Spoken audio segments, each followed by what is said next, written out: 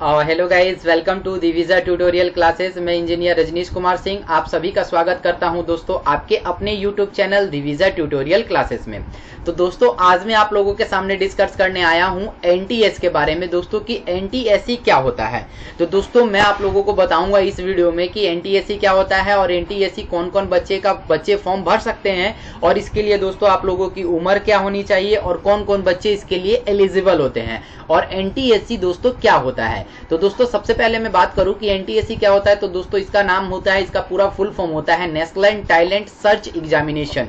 अब दोस्तों ये होता क्या है और इसके बारे में हम लोगों को पूरी जानकारी लेनी है कि भाई एनटीएससी होता क्या है, इसे कौन भर सकता है फॉर्म, इससे करने से क्या होता है। आप लोगों के दिमाग में बहुत तरह तरह के सवालें आ रही होंगी कि भाई एनटीएससी क्या होता है, इसे कैसे हम लोग भरना है, इसके लिए हम लोगों को क्या करना पड़ेगा। तो दोस्तों मैं आप लोगों को बता दूं कि एनटीएससी का मतलब होता है दोस्तों नेशनल टैलेंट सर्च एग्जामिनेशन। यानी इस टैलेंट वर्ड से ही दोस्तों आप लोगों को लग रहा होगा कि कहीं ना कहीं मेरे को अपना टैलेंट दिखाना पड़ेगा। तो चलिए दोस्तों इस वीडियो को स्टार्ट करते हैं। और वीडियो को स्टार्ट करने से पहले दोस्तों आप लोगों से एक छोटी सी रिक्वेस्ट रहेगी कि जिन बच्चों ने अभी तक मेरे चैनल को सब्सक्राइब नहीं किया है वो मेरे चैनल को सब्सक्राइब कर लें और बेल आइकन को भी प्रेस कर दे ताकि मेरी आने वाली नोटिफिकेशन आप तक पहुंचती रहे और आप तक जाती रहे। तो दोस्तों स्टार्ट करते हैं कि एनटीएस क्या होता है। तो दोस्तों एनटीएस का फुल फॉर्म होता है नेशनल टैलेंट सर्च एग्जामिनेशन। अब दोस्तों ये क्या होता है, इसे कौन कौन कर सकते हैं और इसे करने के क्या क्या फायदे होते हैं दोस्तों मैं अभी आप लोगों को बताऊंगा। तो स्टार्ट करते हैं दोस्तों एनटीएस के बारे में। तो दोस्तों एनटीएस क्या होता है, नेशनल टैलेंट सर्च एग्जामिनेशन, यानी ऐसा एग्जाम जिसमें आप लोग अपने टैलेंट को देखेंगे, अपने टैलेंट को परखेंगे और अपने टैलेंट को जानेंगे। तो दोस्तों ये क्या होता है और इसके लिए कौन कौन दोस्तों फॉर्म भर सकता है। तो दोस्तों नेशनल टैलेंट जो सर्च होता है दोस्तों ये हम लोगों का कंडक्ट करवाती है एनसीईआरटी, यानी एनसीईआरटी इस एग्जाम को कंडक्ट करवाती है और एनसीईआरटी के थ्रू ही दोस्तों ये एग्जाम होता है। यानी national counselling of education research and training यानी एनसीईआरटी का दोस्तों फुल फॉर्म होता है और ये दोस्तों जो एग्जाम होता है एनसीईआरटी ही कंडक्ट करवाती है। और दोस्तों नेशनल टैलेंट सर्च एग्जामिनेशन यानी एनटीएस जो होता है वैसे स्टूडेंट के लिए होता है जो दोस्तों 10th क्लास में पढ़ते हैं, यानी जो बच्चे 10th में हैं, जो बच्चे 10th पास करते हैं या जो बच्चे 10th में होते हैं दोस्तों वो इसके लिए अपेयर हो सकते हैं, वो एनटीएससी का फॉर्म भर सकते हैं। तो दोस्तों लिखा हुआ है कि टैलेंट, यानी दोस्तों ऐसे बच्चे जो 10th क्लास में हैं, 10th क्लास में अपने टैलेंट को अगर देखना चाहते हैं, अपने टैलेंट को परखना चाहते हैं तो वो बच्चे एनटीएससी का फॉर्म दोस्तों भर सकते हैं। अभी दोस्तों मैं इसके बारे में पूरा बताऊंगा कि इस फॉर्म को कैसे भरना है, कब आता है ये फॉर्म, कैसे एग्जाम होता है। तो दोस्तों देखिए यहाँ पे लिखा हुआ है the exam is the conduct every year at 2 level, यानी 2 लेवल में होता है। स्टेज 1 जो होता है दोस्तों आपका स्टेज लेवल पे होता है और स्टेज जो 2 होता है दोस्तों वो नेशनल लेवल पे होता है। इस स्टेज 1 का मतलब क्या होता है, आपके अपने स्टेज पे होता है, यानी अपने स्टेट में होता है। स्टेट यानी आपके अपने राज्य में होता है। जैसे आप बिहार से हैं तो बिहार में होगा, छत्तीसगढ़ से हैं तो छत्तीसगढ़ में होगा, दिल्ली में है तो दिल्ली में होगा, यूपी से हैं तो यूपी में होगा। यानी आप जिस भी स्टेट के हैं, यानी आप जिस भी राज्य के हैं, पहला जो स्टेट होता है दोस्तों आपका पहला स्टेज जो होगा दोस्तों आपके अपने राज्य में होगा, आपके अपने स्टेज में होगा, यानी आपके अपने स्टेट में होगा। कि यानी अगर आप लोग बिहार से हैं तो इसका जो फॉर्म होगा दोस्तों आपका जो एग्जाम होगा वो बिहार में होगा। अगर आप लोग दोस्तों यूपी से हैं तो इसका पहला वाला जो स्टेट है दोस्तों स्टेज है वो आपका यूपी में होगा। अगर आप लोग कहीं दूसरे से यानी जगह से हैं, यानी आप दिल्ली से हैं तो इसका एग्जाम दोस्तों आप लोगों का दिल्ली में होगा। अगर आप लोग कोलकाता से हैं तो दोस्तों इसका एग्जाम आपको कोलकाता में होगा। अगर आप लोग दोस्तों पंजाब से हैं तो इसका एग्जाम दोस्तों आपका पंजाब में कंडक्ट होगा। यानी फर्स्ट जो पहला स्टेज है उसका एग्जाम दोस्तों आपके अपने ही राज्य में होगा, यानी आपके अपने ही स्टेट में होगा। यहाँ तक आपको क्लियर हो गया। और इसका जो दोस्तों लैंग्वेज होगा आप लोगों का जो स्टेट है यानी जो आप लोगों का राज्य है उसके ऊपर डिपेंड करेगा कि वो अपना लैंग्वेज डालता है या कहीं दूसरा लैंग्वेज डालता है। यानी कहने का मतलब दोस्तों जो इंग्लिश है ये तो आपका कंपलसरी है कि इंग्लिश लैंग्वेज सब में मिलेगा, लेकिन इनकेस अगर आप कोलकाता में जाते हैं तो वहां पे आप लोगों को बंगाली लैंग्वेज देखने को मिल जाएगी। अगर आप लोग चेन्नई वगैरह साउथ में जाते हैं तो वहां पे जो लैंग्वेज चलती है तेलुगु तमिल जो चलती है वो लैंग्वेज में देखने को मिल जाएगा। अगर आप लोग पंजाब में जाके एग्जाम देना चाहते हैं तो आप लोगों को इंग्लिश और पंजाबी वहां पे दोनों लैंग्वेज मिल जाएगा। यानी वो स्टेज के ऊपर डिपेंड करता है कि वो जो पेपर है वो दोस्तों इंग्लिश में कंडक्ट करवाएगी या वो दोनों में कंडक्ट करवाएगी। ठीक है दोस्तों, यहाँ तक समझ में आ गया कि दोस्तों यहाँ से आप लोगों को पता चल गया है कि जो एनटीएससी होता है वो क्या होता है। तो दोस्तों वो होता है नेशनल टैलेंट सर्च एग्जामिनेशन होता है दोस्तों, ये एग्जाम आपको एनसीईआरटी कंडक्ट करवाती है। और जो बच्चे 10th में होते हैं यानी 10th जो बच्चे पास कर जाते हैं वो अपने टैलेंट को अगर परखना चाहते हैं तो उस टैलेंट में भाग ले सकते हैं। और इसमें दोस्तों होता है 2 स्टेज में आप लोगों का एग्जाम होगा। एक स्टेज जो होता है वो आप लोगों को स्टेट कंडक्ट करवाती है और दूसरा जो होता है वो दोस्तों नेशनल लेवल पे होता है। और दोस्तों जैसे ही दोस्तों ये आप लोग ये वाला स्टेज पार कर जाओगे तो आप लोगों को मैं बताता हूं कि आगे का प्रोसेस दोस्तों क्या होता है। तो आगे का प्रोसेस दोस्तों होता है कि जो बच्चे दोनों स्टेज पार कर जाते हैं यानी दोनों स्टेज में आप लोग क्वालिफाई हो जाते हो तो उसके लिए स्कॉलरशिप दोस्तों मिलने लगती है। स्कॉलरशिप दोस्तों कैसे मिलती है कि जो बच्चे 11th और 12th में होते हैं उनको 1250 रुपए पर मंथ गवर्नमेंट की ओर से मिलता है। गवर्नमेंट की ओर से दोस्तों उनके पढ़ाई का जो खर्च है वो गवर्नमेंट उठाती है। अगर आप लोगों में टैलेंट है, अगर आप लोगों ने 10वीं किया है, अगर आप लोगों के पास टैलेंट है कि मैं एनटीएससी क्रैक कर जाऊंगा तो दोस्तों अगर आप लोग ये एग्जाम क्रैक कर जाते हो तो दोस्तों आप लोगों का पूरा जिंदगी भर का पढ़ाई, जहां तक आप लोगों की पढ़ने की इच्छा है, जहां तक आप लोग पढ़ना चाहते हैं वहां तक की जिम्मेवारी दोस्तों ये गवर्नमेंट उठाएगी। लेकिन उसके लिए क्या करना पड़ेगा दोस्तों, ये एनटीएस का एग्जाम क्लियर करना पड़ेगा। धीरे धीरे मैं चलता हूं कि इसका सिलेबस क्या है। बहुत सारे बच्चे सुन के हो रहेंगे भाई मेरे को जल्दी जल्दी बता दो, सब कुछ बताऊंगा दोस्तों, आप लोग वेट करते रहिए। पहला पड़ाव है दोस्तों क्या है, आपको जो भी ये आप लोग एग्जाम दीजिएगा उसके लिए आप लोगों को क्या मिल जाएगा, स्कॉलरशिप मिलेगा। स्कॉलरशिप 9th और 12th के लिए यानी 11th और 12th के लिए मिलेगा दोस्तों 1250 रुपए। जैसे ही जब आप लोग ग्रेजुएशन में जाते हैं, अंडर ग्रेजुएट रहते हैं यानी पोस्ट ग्रेजुएट जाते हैं तो दोस्तों आप लोगों को 2000 रुपए मिलेगा पर मंथ। ये दोस्तों आप लोगों को गवर्नमेंट देगी, आप लोग गवर्नमेंट के थ्रू इसका दोस्तों लाभ ले सकते हैं। और दोस्तों इसके साथ और भी अमाउंट है, जैसे आप पीएचडी करना चाहते हैं, यूजीएससी करना चाहते हैं तो दोस्तों इसके लिए भी गवर्नमेंट पे करेगी। लेकिन इसमें दोस्तों अभी पैसा जो है वो निर्धारित नहीं किया गया है। अगर आप पीएचडी वगैरह करते हैं तो दोस्तों आपको भी उसमें कुछ अमाउंट दिया जाएगा कि आप लोग अपनी पढ़ाई वहां से कर सकते हैं। और इसका जो भी खर्चा है दोस्तों आप लोगों को मैं पहले ही बता रहा हूं कि इसका जो भी खर्चा है वो आप लोगों का गवर्नमेंट उठाएगा। अब दोस्तों एनटीएस में कुछ रिजर्वेशन भी होता है कि 15% दोस्तों कैटेगरी एससी कैटेगरी का होता है, 5% एसटी कैटेगरी का होता है और 4% जो पीएचडी होते हैं यानी फिजिकल चैलेंज वाले जो होते हैं यानी जो हैंडीकैप होते हैं उनके लिए भी दोस्तों इसमें 4% जो होता है सीट रिजर्वेशन रहता है। 5% दोस्तों एसटी के लिए रहता है।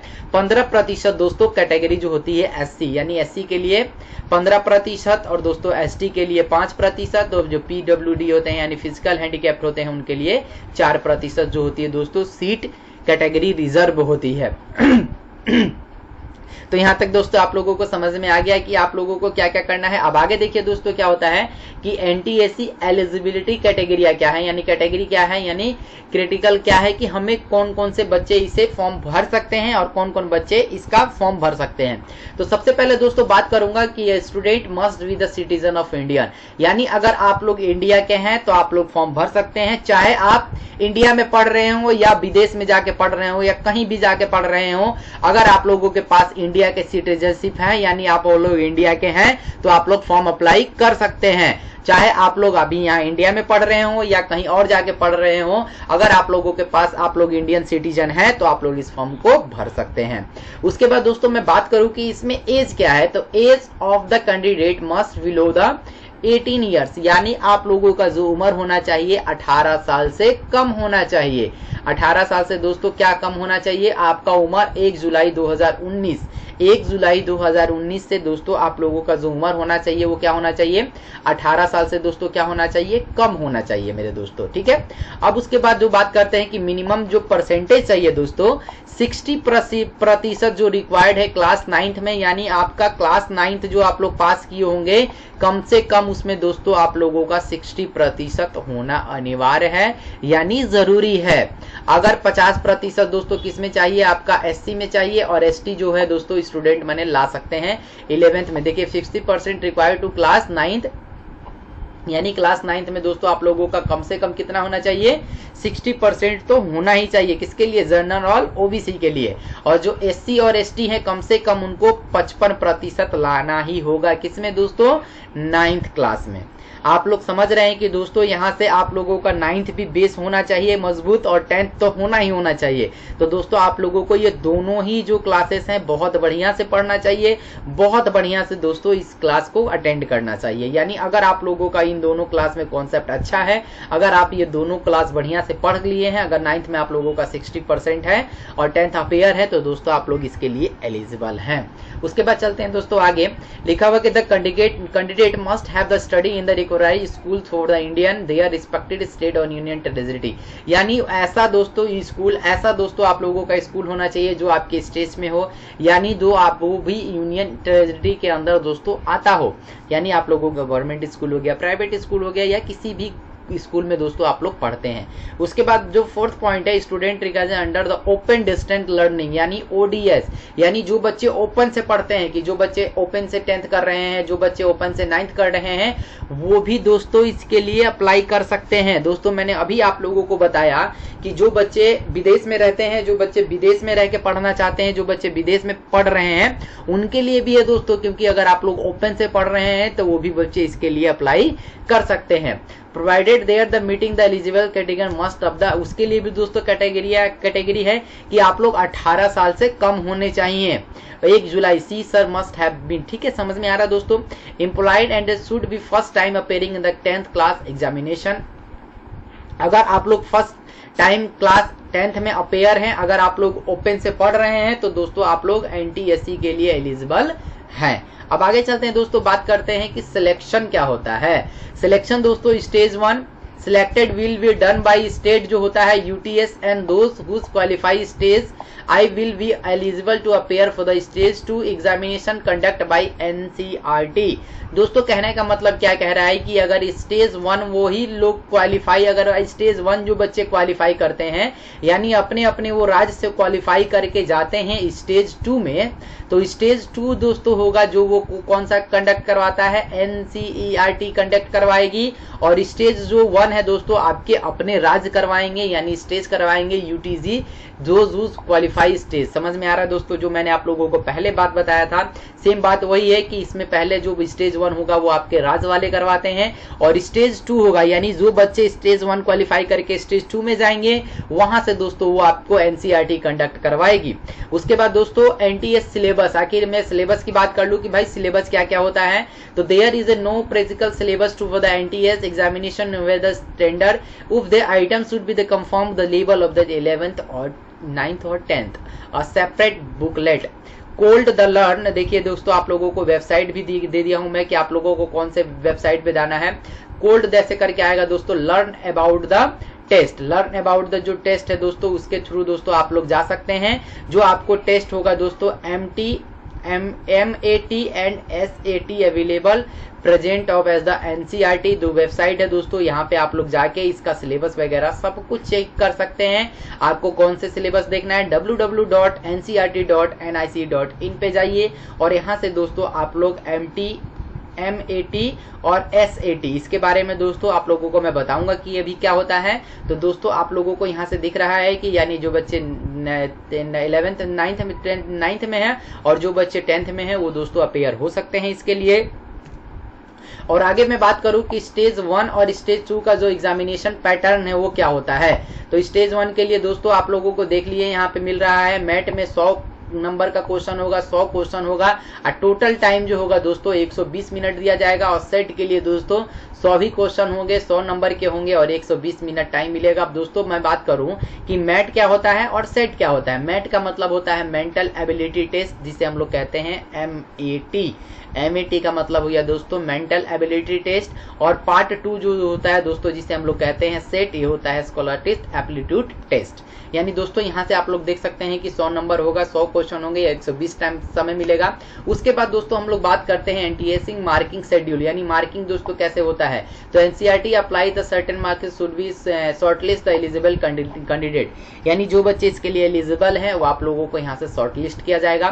For the correct answer 1 number आप लोगों को एक क्वेश्चन का आंसर मिलेगा, यानी अगर आप लोग एक क्वेश्चन सही करते हैं तो आपको 1 नंबर मिल जाएगा, 2 क्वेश्चन सही करते हैं तो दोस्तों आपको 2 क्वेश्चन मिल जाएगा। और सबसे बड़ी बात है कि नो नेगेटिव मार्किंग, यानी इसके अंदर आप लोगों का नेगेटिव मार्किंग नहीं है। जितने आप क्वेश्चन अटेंड करेंगे, अगर 50 आप क्वेश्चन अटेंड करते हैं, अगर आपका 50 क्वेश्चन सही है तो आपको 50 नंबर मिल जाएगा। कैंडिडेट हैव द मार्क्स, ये सब दोस्तों ऐसी बेसिकली चीजें लिखी हुई हैं कि आप लोग अगर मैट में जाते हैं, मैट वाला भी क्वालिफाई कीजिए, उसके बाद दोस्तों आप लोगों को सेट वाले में। इसमें जो सबसे इंपॉर्टेंट बात है कि इसमें आप लोगों का नेगेटिव मार्किंग नहीं है, यानी आप इसमें कह सकते हैं कि there will be no negative marking, यानी इसमें दोस्तों नेगेटिव मार्किंग नहीं है। उसके आगे चलते हैं दोस्तों, अब बात करते हैं कि एनटीएससी मैट का जो सिलेबस होता है वो क्या होता है। तो मैट के लिए दोस्तों मैंने बताया कि क्या होता है, मेंटल एबिलिटी टेस्ट होता है, यानी इसमें आप लोगों को पढ़ना है blood relation, distance and direction, coding decoding, ranking and arrangement, Venn diagram, word problem. दोस्तों ये सारा सिलेबस है आपका किसके लिए, एमटीएस के लिए है।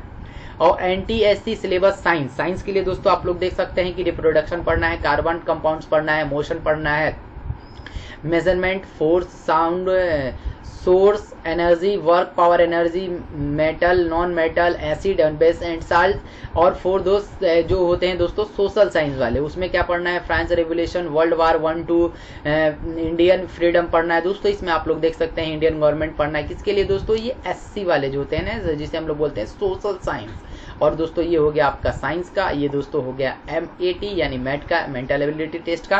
और एनटीएस दोस्तों मैं बात करूं मैथमेटिक्स का, तो मैथ में दोस्तों आप लोगों को देख सकते हैं इतने सारे सब चैप्टर पढ़ने हैं। नंबर सिस्टम पढ़ना है, क्वाड्रेटिक इक्वेशन पढ़ना है, अर्थमेटिक प्रोग्रेशन पढ़ना है, स्क्वायर रूट पढ़ना है, percentage, surface area, simple and compound interest, triangle, linear equation, etc. माने बहुत सारे और भी इसमें सिलेबस हैं। आप लोग इन सब सिलेबसों को देखिए, ये सब सारा सिलेबस दोस्तों पढ़ना होता है।